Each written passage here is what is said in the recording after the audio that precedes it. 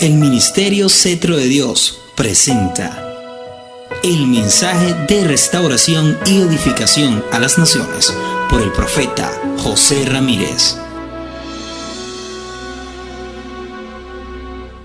Vamos a Gálatas capítulo 1, versículos 6 al 9 dice.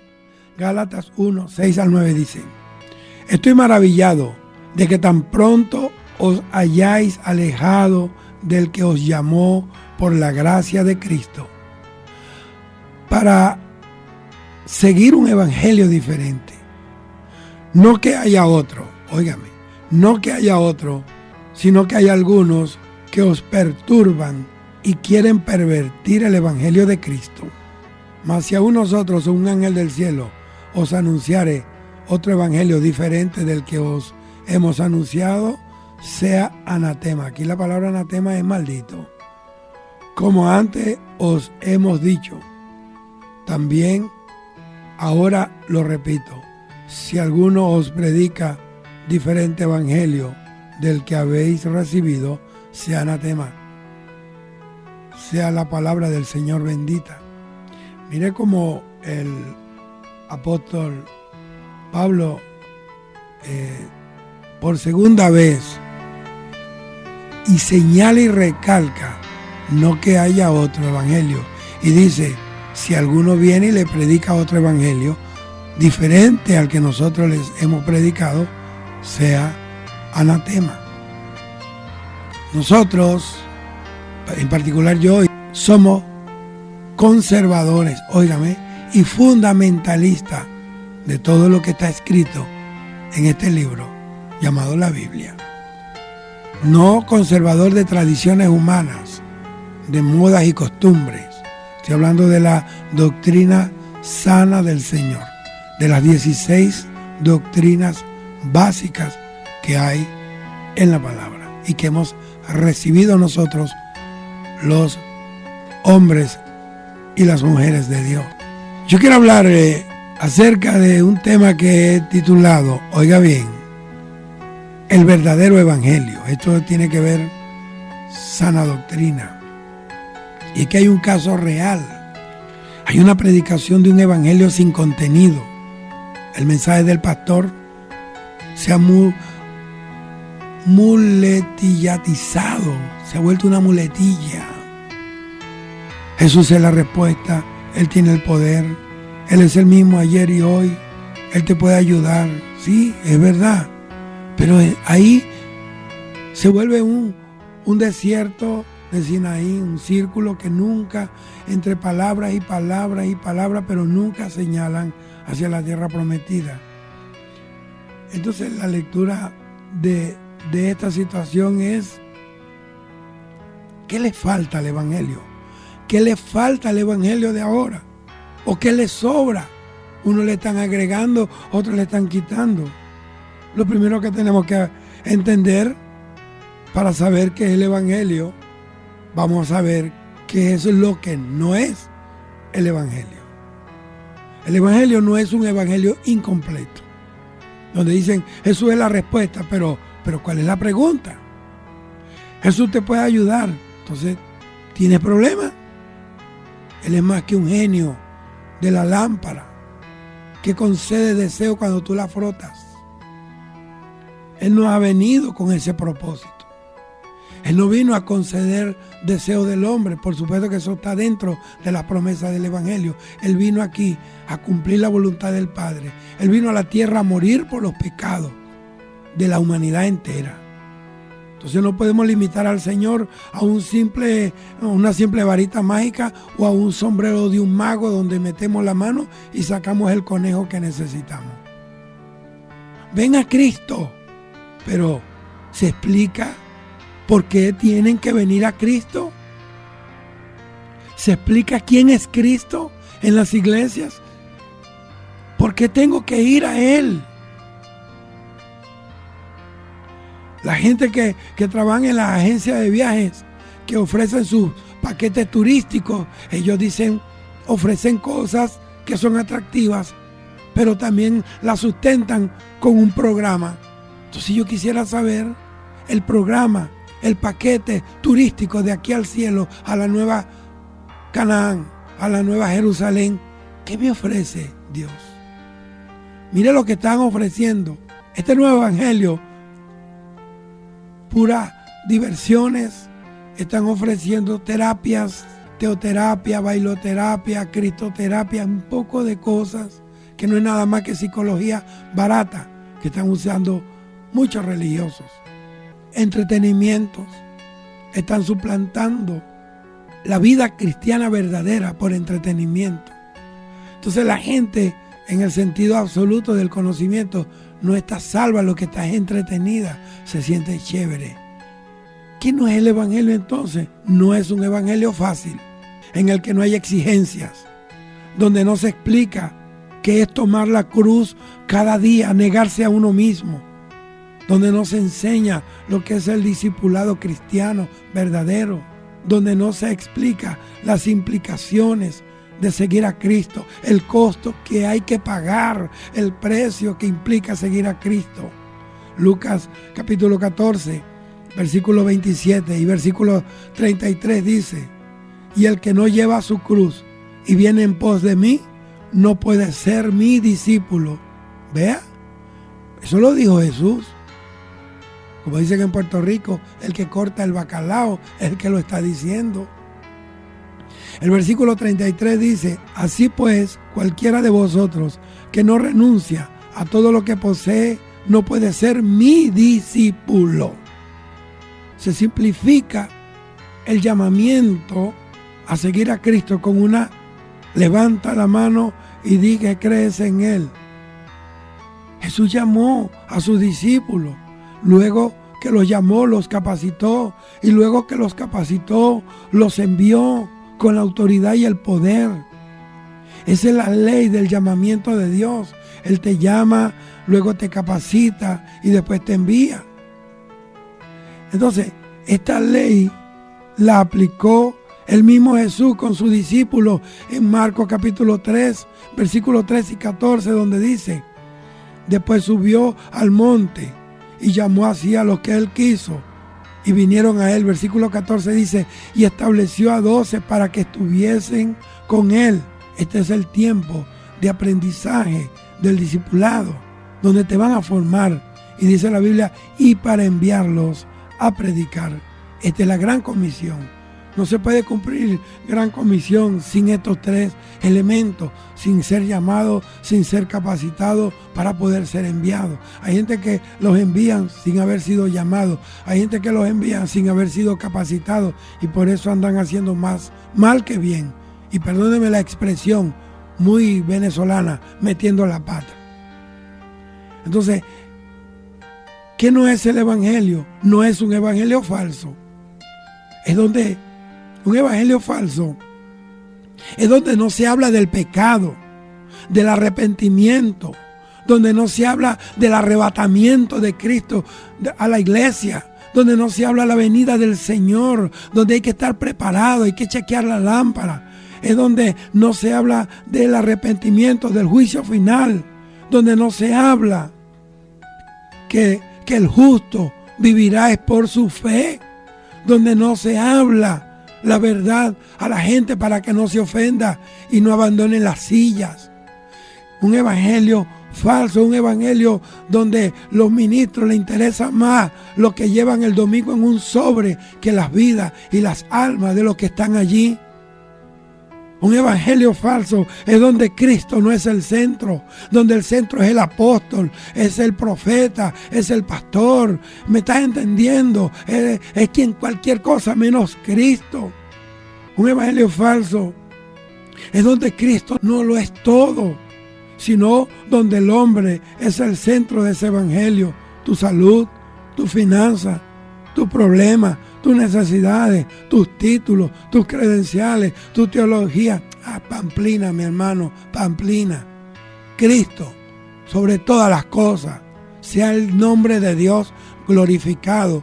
Y en una iglesia donde no se exalta a Cristo, donde Cristo no es el centro, donde no se habla del pecado, donde no se habla del infierno. Hay gente que se molesta porque yo hablo del infierno, ¿y de qué más voy a hablar? Si yo no hablo del infierno, me lleva el diablo a mí para el infierno. ¿Por qué? Porque el predicador, el evangelista que más habló del infierno se llama Cristo. Y si él habló del infierno es por algo. Y hay gente que no entienden esto y se molestan cuando uno habla de esto. Bueno, vaya a otro lugar, no me oiga a mí. Métase en la cueva donde el diablo lo tiene y tráguese la lengua y no sea piedra de tropiezo. Entonces el evangelio tiene unos ingredientes. El evangelio tiene unos ingredientes. Por ejemplo, hay gente que me dice, hermano, me gusta la pizza pero sin tomate y sin queso. Entonces no te gusta la pizza porque la pizza lleva tomate y lleva queso. La pizza, para que sea pizza, tiene una serie de ingredientes indispensables. Entonces, ¿cuál es el ingrediente indispensable del evangelio hoy? ¿Cuál es el ingrediente indispensable del evangelio? Tú no trates de usar ingredientes, tratar de inventar una nueva receta con la pizza, porque te va a salir de todo menos una pizza. No trates de inventar. No trates de usar ingredientes que no van con la pizza, porque te va a salir cualquier cosa menos una pizza, o te va a salir una pizza pero muy mala. Mire, Nadab y Abiú, ellos murieron en el templo de Dios por agregar fuego extraño al incienso. O sea, inventaron, le agregaron ingredientes a la ley del sacerdocio.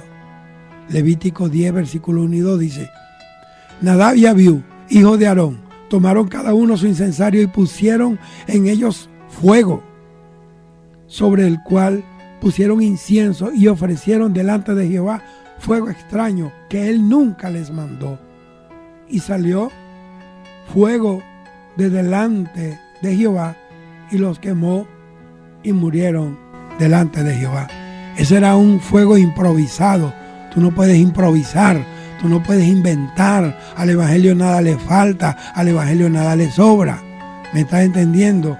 Bendito sea el Señor. Pero hay gente que se metieron a costurera en el evangelio, cortando y recortando como el barbero, y eso no es así. Hay al momento, ahorita mismo, gente que me están oyendo. Unos aceptan, otros no. Mi prioridad o mi motivación no es que usted acepte, que me oiga, que no me oiga. Es que oiga la palabra. Hay al menos 3 ingredientes que no deben faltar en la predicación del evangelio y que se deben explicar con seriedad, con altura, con conocimiento y con mucha autoridad. Número 1, el pecado. Número 2, el arrepentimiento. Y número 3, la fe y el contenido de la fe. Porque la Biblia dice, Pablo dice en Romanos, que todas las cosas provienen de fe y para fe, como está escrito. El justo por su fe vivirá. Entonces vea esto. Muchas veces, siendo el evangelio el mismo que se predicó hace 2000 años, tenemos que enfatizar algunas partes del evangelio más que otras. Dependiendo de la persona que nos escucha. Por ejemplo, cuando estudio la predicación de los apóstoles, lo veo claramente. Ellos no tenían que enfatizar en la santidad de Dios o explicar que el pecado nos separa de Dios. Eso ya los judíos lo sabían. En España o Italia o Portugal, por ejemplo, se tiene que aclarar muchas cosas, fundamentalmente porque se las ha enseñado mal. Ahí hay que hablarle acerca del único y verdadero Dios por la idolatría que se mueve allí en ese lugar. Hay que aclarar con mucho énfasis lo relacionado con la idolatría, que no se puede adorar a Dios a través de imágenes o de una persona muerta o de un ídolo, porque la Biblia dice en 1 de Timoteo 2:5 que hay un solo Dios y un solo mediador entre Dios y los hombres, Jesucristo hombre. Que las tradiciones son brechas que el diablo usa para desviar a las personas del camino de la verdad y alejarlos de Dios. Óigame, las tradiciones son brechas, son trochas que el diablo ha inventado para alejar a la gente. Jesús le dijo al pueblo, a los judíos, ustedes han invalidado el poder de Dios con vuestras tradiciones. En Mateo tenemos un ejemplo claro de lo que pasa en las personas cuando defienden más una tradición que la fe en Dios. Por lo menos en Mateo 15, versículo 1 al 3, dice: entonces se acercaron a Jesús ciertos escribas y fariseos de Jerusalén y le dijeron: ¿por qué tus discípulos quebrantan la tradición de los ancianos? Óigame, ¿por qué no se lavan las manos cuando comen pan? Y respondiendo él, le dijo: ¿por qué vosotros también quebrantáis el mandamiento de Dios por vuestra tradición? ¿Ve lo que significa esto? Entonces hay que explicar todo esto. El pecado es desobedecer los mandamientos de un Dios que es santo. Salmo 41:4 dice: contra ti he pecado. Y mismo David en el Salmo 51 dice: contra ti he pecado y he hecho lo malo delante de tus ojos. Entonces el salmista enseña además que el pecado es una ofensa a Dios. Segundo, el pecado trae separación de Dios y precipita juicio de Dios. Hebreos 9:27 dice que está establecido para todos los hombres que mueran una vez y después está el juicio. Por el pecado el mundo va a ser juzgado y condenado. Por eso es que Pablo dice que Dios tiene que reprendernos, disciplinarnos, castigarnos para que no seamos castigados y condenados con el mundo. Romanos 2, 4 y 5 dice: o menospreciáis la riqueza de su benignidad, paciencia, longanimidad, ignorando que su benignidad te guía al arrepentimiento, pero por tu dureza y por tu corazón no arrepentido, atesoras para ti mismo ira para el día de la ira y de la revelación del justo juicio de Dios. Isaías 52:9 dice: pero vuestras iniquidades han hecho separación entre vosotros y vuestro Dios, y vuestros pecados han hecho ocultar de vosotros su rostro para no oír. Jeremías 5:25 dice: vuestras iniquidades han estorbado estas cosas, y vuestros pecados apartaron de vosotros el bien. Dios va a castigar el pecado, pero cuánta gente tienen pecadores de alta gama en las iglesias, pero resulta que son gerentes de un banco, son ganaderos, son negociantes, tienen billetes, y entonces para que no se le vaya la gallinita de los huevos de oro, no le hablan del pecado para que no se ofenda y se vaya. Que se ofenda, pero que se vaya para el cielo. Es mejor que se vaya para el cielo ofendido que se vaya para el infierno engañado. Gloria a Dios. Entonces Dios va a castigar el pecado. Él no transige con el pecado, ni Él lo consiente en su presencia. No hace la vista gorda cuando el pecado está caminando. Dios lo aborrece. Ahora, ¿por qué pecamos? Pecamos porque somos pecadores. No somos pecadores porque pecamos. Pecamos porque somos pecadores. Esto tiene que ver con nuestra naturaleza caída por el pecado que se pasó a toda la humanidad desde el huerto del Edén. Pablo reconoció la naturaleza pecaminosa que había en él mismo, y él dijo en Romanos 7, 23 y 24, dice: pero veo otra ley en mis miembros que se rebela contra la ley de mi mente y que me lleva cautivo a la ley del pecado que está en mis miembros. Miserable de mí, ¿quién me librará de este cuerpo de muerte? Eso lo dijo Pablo.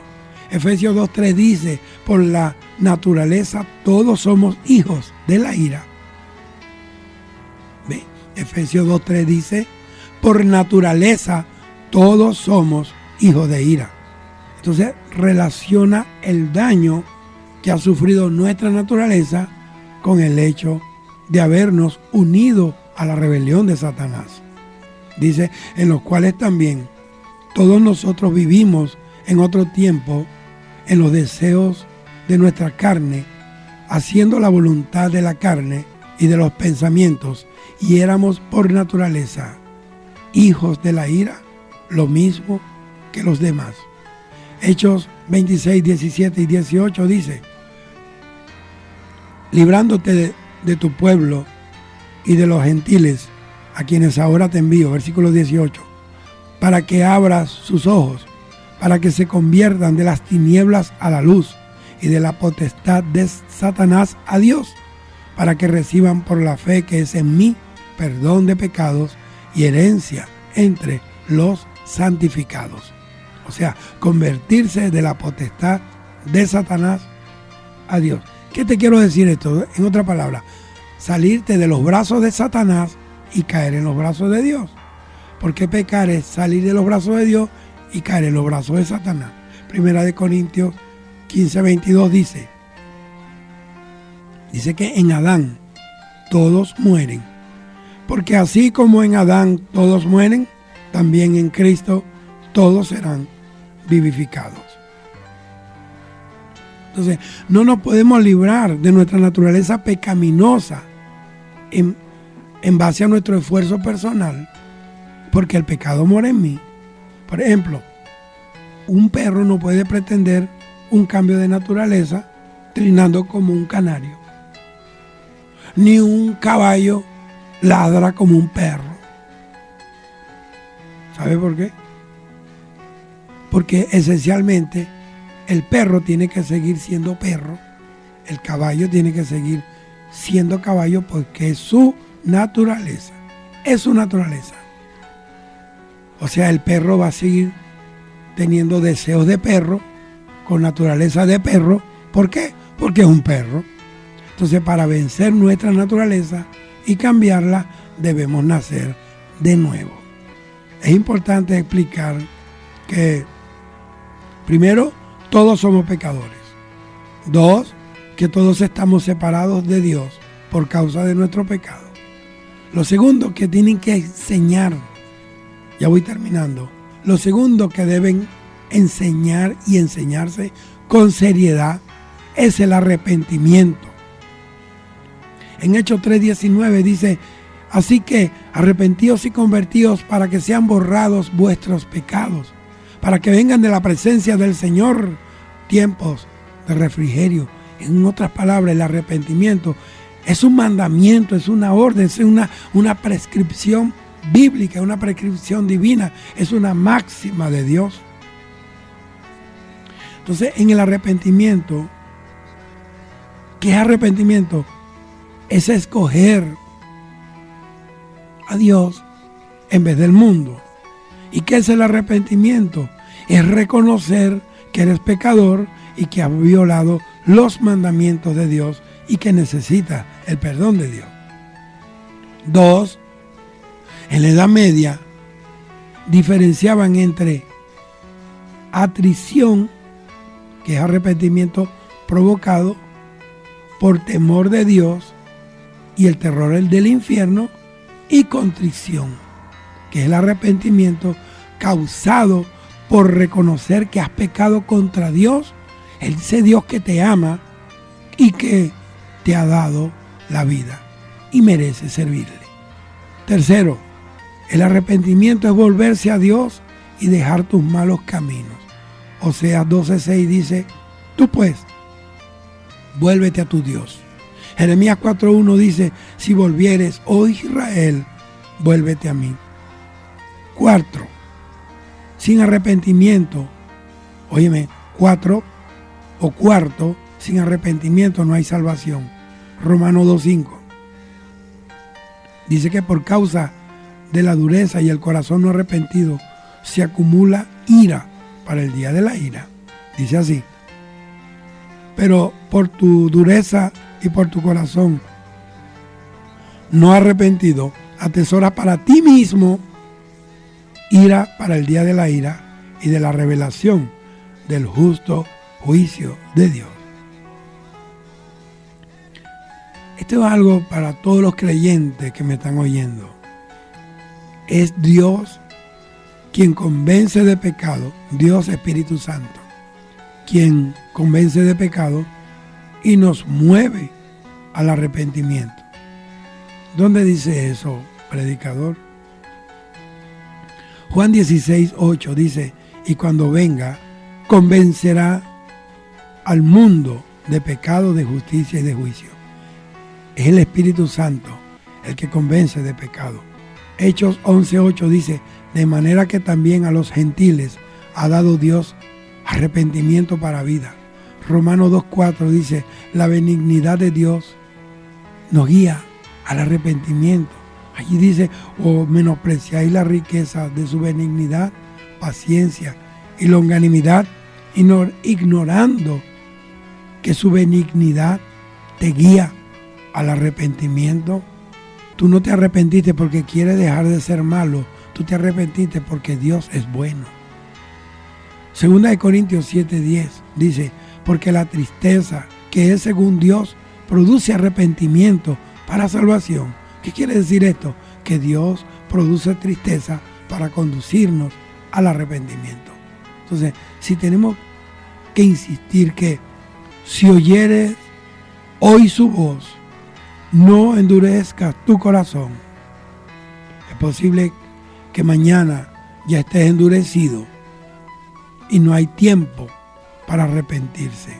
Un verdadero evangelio se mueve en esta dimensión y un verdadero creyente va a sentir dolor al pecar, va a sentir vergüenza, va a sentir tristeza. Y esto se debe a su conversión, cosas que antes hacía tranquilamente, le gustaba tanto, ahora le causan tremenda tristeza y vergüenza con Dios. Eso es consecuencia de un arrepentimiento genuino, que es un cambio de actitud hacia el pecado y hacia Dios mismo. Es un cambio de rumbo. Lo tercero y lo último, que con esto cierro esta humilde y sencilla enseñanza de sana doctrina de lo que es el verdadero evangelio, es la fe. ¿Qué es la fe? La fe siempre tiene un objetivo. Hoy en día se habla de tener fe, pero no ponerla en ningún objetivo en particular. Tener fe en la fe. Escúcheme usted. Hoy se está hablando de tener fe en la fe. Y esto no es fe. Es tener fe en Dios a través de la fe de Dios. Pero así es como funciona esto. Las montañas se moverán con la fe del tamaño de un grano de mostaza, pero de la fe de Él, de Jesús, no de la fe del hombre, porque el hombre no produce la fe, solamente la consume. Nosotros no producimos la electricidad, solo la aprovechamos y la consumimos, y la fuente de la electricidad es una energía. La fuente de la fe es Dios mismo, porque Dios es fe. Por ejemplo, la gente te dice, anímate, ten fe. ¿Pero fe en qué?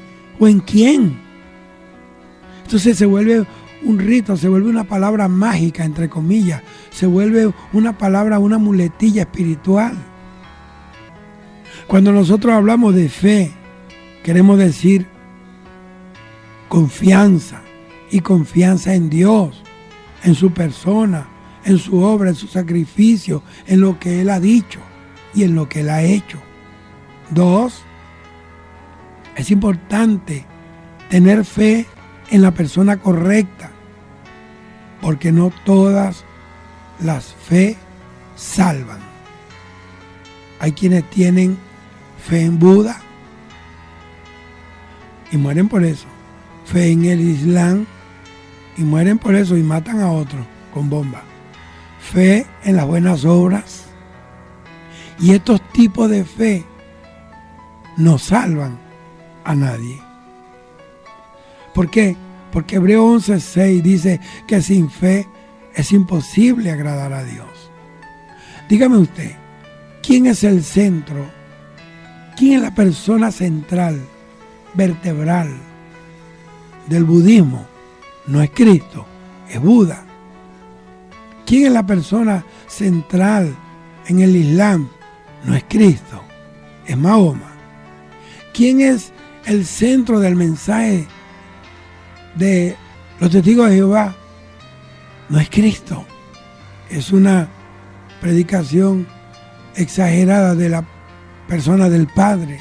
Dice la Biblia que el que no tiene al Hijo, no tiene al Padre que lo envió.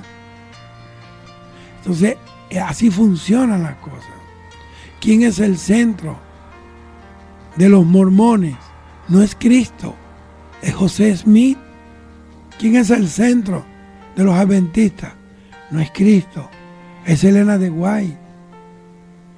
Y así sucesivamente. Y yo no estoy siendo incisivo ni despectivo con nadie, simplemente yo estoy hablando del Evangelio. La Biblia dice que Dios le dio a Cristo un nombre que es sobre todo nombre. Y sobre ese nombre es que estamos hablando. 3. El contenido de la fe. ¿Cuál es el contenido? El mensaje del Evangelio de Jesús.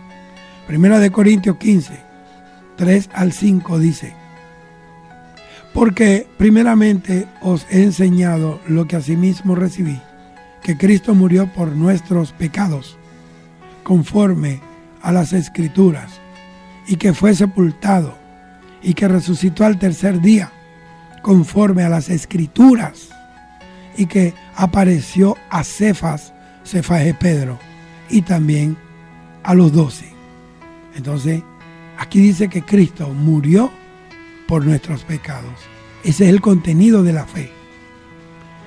Hechos 8:35 dice: entonces Felipe, abriendo su boca y comenzando desde esta escritura, le anunció el Evangelio de Jesús. Entonces, el relato de la predicación de Felipe al eunuco etíope, el que manejaba los negocios de Candace, dice que le predicó el Evangelio de Jesús. Entonces, ¿qué es el Evangelio de Jesús? El Evangelio de Jesús es la fe, es el sacrificio que Él hizo, es la buena nueva de que ya no andamos en tinieblas, sino en luz, que ya no somos hijos de la muerte ni de la ira, sino que somos hijos de Dios. Romanos 3:21-26 dice: pero ahora aparta de la ley y se ha manifestado la justicia de Dios, testificada por la ley y por los profetas. Versículo 22 dice: la justicia de Dios por medio de la fe en Jesucristo para todos los que creen en Él, porque no hay diferencia, dice, por cuanto todos pecaron y están destituidos de la gloria de Dios, siendo justificados gratuitamente por su gracia mediante la redención que es en Cristo Jesús. Versículo 25 dice: a quien Dios puso como propiciación por medio de la fe en su sangre, para manifestar su justicia, a causa de haber pasado por alto en su paciencia los pecados pasados, con la mira de manifestar en este tiempo su justicia, a fin de que Él sea el justo y el que justifica al que es de la fe de Jesús. ¿Ves? Entonces, por medio de la fe en Cristo y de su sacrificio, uno es justificado gratuitamente. Por ejemplo, nosotros no somos justos, el único justo es Jesús. Lo que somos es justificados por la fe en Él. Entonces, esto quiere decir que su deuda con Dios ha sido totalmente pagada. Usted no debe nada. Todavía en este país subsiste la idea, y en muchos países, de que para agradar a Dios uno tiene que pasarse la vida haciendo continuos actos de penitencia, sea por medio de obras de caridad o por medio de asistir a ritos religiosos. Y es un error. La justificación, el hecho de ser declarados justos, es un regalo de Dios, y que Él nos da ese regalo como resultado de nuestra fe en el Señor Jesús. No es por obra. Dice Efesios 2, 8 y 9, que somos salvos por gracia, por medio de la fe. Dice así: porque por gracia sois salvos, por medio de la fe, y esto no de vosotros, pues es don de Dios, no por obras, para que nadie se gloríe. Eso es lo que dice Pablo a los habitantes de Éfeso. Esto es un resumen de los ingredientes fundamentales del Evangelio. Le acabo de dar un resumen de esos ingredientes fundamentales del Evangelio. ¿Cuáles son? El pecado, el arrepentimiento y la fe, que esto incluye el contenido del mensaje del Evangelio de Jesús. Puedes añadirle más matices, como que las acciones buenas no tapan las malas, la seguridad de la salvación, etc. Entonces, ¿qué ocurre si la persona entendió el Evangelio? Pues que ya está lista para recibir a Jesús. Para eso puede orar diciendo: entiendo que soy pecador, perdóname, Señor, sé que he pecado contra el cielo y contra ti, me arrepiento, creo que Jesús ha muerto en la cruz por mi pecado, que Él es justo y yo pecador, pero que resucitó al tercer día. Sálvame, te pido que seas el Señor y el Salvador de mi vida. Y en caso de duda, si la persona duda, bueno, hay veces que tenemos personas que no están seguras si entendieron bien. Y yo como predicador, yo evangelizo personas también, personalmente. Hay veces que uno se consigue con personas que nosotros no estamos seguros si entendieron bien el Evangelio y si llegaron a ser salvos. Entonces, ¿cómo saberlo? Podemos hacerle una pregunta sencilla para ver hasta qué punto entendieron y si llegaron a nacer de nuevo. Lo primero es: ¿crees que eres pecador? La respuesta te lo va a decir. ¿Crees que irás al cielo? ¿Y en base a qué? ¿Y a quién? ¿Cuándo fuiste salvado? ¿Cuándo comprendiste que eras pecador y le pediste perdón a Dios? ¿Qué importancia tiene para ti el sacrificio de Cristo? ¿Cristo murió por ti? Si murieras esta noche o ahora mismo, esa es una pregunta, ¿a dónde irás? ¿Estás seguro? ¿Cómo puede una persona reconciliarse con Dios? Y la respuesta que te dé te va a dibujar si entendió o no entendió el Evangelio de Cristo. Gloria a Dios. Esto es lo que yo recibí de Dios en mi corazón. Quise traerlo, pero entienda bien el Evangelio. Y este es un llamado a los pastores, a los maestros, a los pastores, a los maestros. Enseñen en la palabra. Busquen a Dios. Él les va a ayudar. Dios no hace acepción de personas. Dice que si pedimos sabiduría a Dios, Él nos las da en abundancia y sin reproche. Preocúpense por la necesidad de su pueblo, de la congregación. ¿Qué necesitan? ¿Dónde está la falla? Busquemos a Dios para que Dios sea glorificado. Vamos a orar. Padre, yo te doy gracias por el poder de tu palabra, porque el Evangelio es poder de Dios para salvación a todo aquel que cree. Al judío primeramente y también al griego. Y yo te pido que te glorifiques en esta hora y que esta palabra quede sembrada en lo profundo del alma, pero también llegue al espíritu y se convierta